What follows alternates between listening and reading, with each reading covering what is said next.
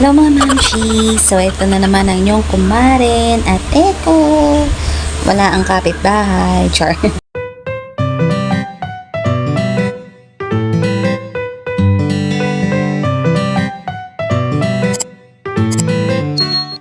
So ito na nga, meron na naman akong topic na i-discuss na nagpaguluntan sa akin na sa first time. Mom, medyo mahina na naman yung boses ko kasi nga tulog na naman ang bata.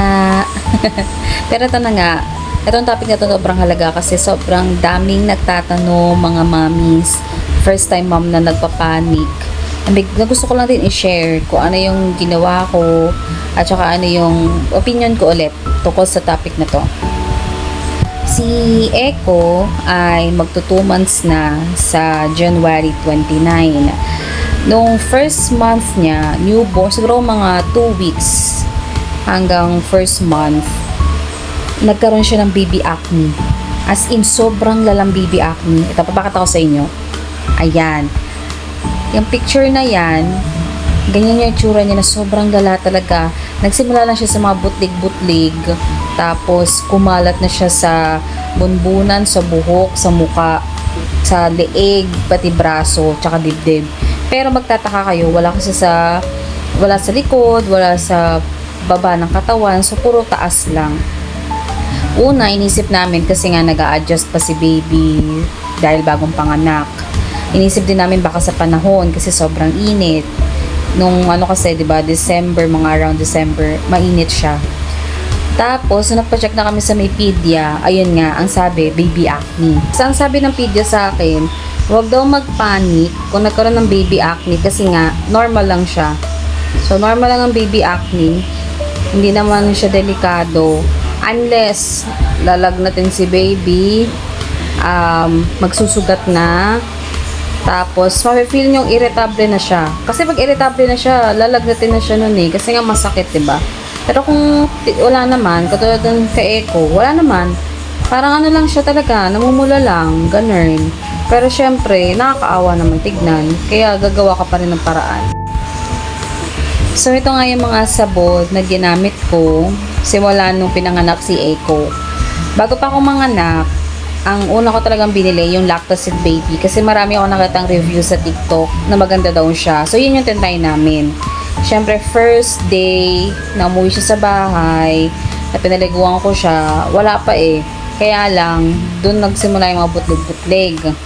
Ang advice sa amin ng pedia, mag-try ako mag-Cetaphil baby wash, yung shampoo na, tsaka wash na rin. Dun siya lumala, as in. Tapos, yung Cetaphil kasi, syempre, ako, as a panic mommy na, tinry ko din. Tinry ko din siya, yung product, yung Cetaphil. Tapos, wala pang ilang araw, yung bibig ko, kasi sa mukha ko tinry sa mukha ko. Yung bibig ko, nagbabalat siya, sobrang tuyo, sobrang dry talaga. Yun yung napansin ko sa Cetaphil. Nakaka-dry siya. Kaya ang nangyari kay Eko, meron na nga siyang mga baby acne, nagda-dry pa. Kaya feeling ko, iyak siya na iyak nun Makati. Kaya ang nangyari, bumalik ako sa pedia. Pagkabalik ko sa pedia, after ilang weeks ata yun nga sabi niya, mag-try pa ng isa pang sabon. So, nag-search na ako sa Facebook, TikTok, Google, kung ano nga ba yung best na sabon.